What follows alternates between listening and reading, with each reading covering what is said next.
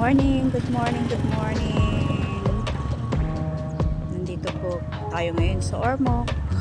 Ito po yung dagat ng Ormoc. So,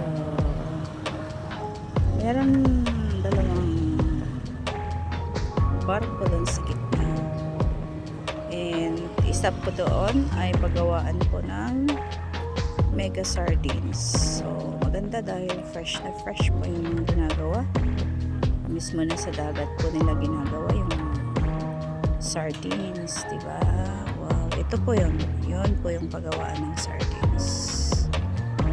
Yan.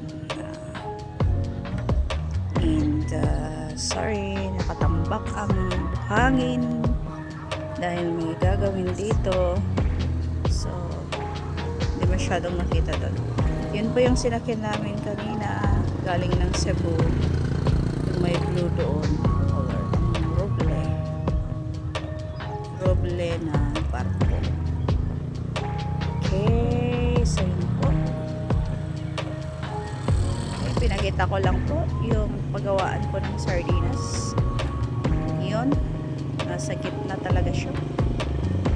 Salamat and God bless.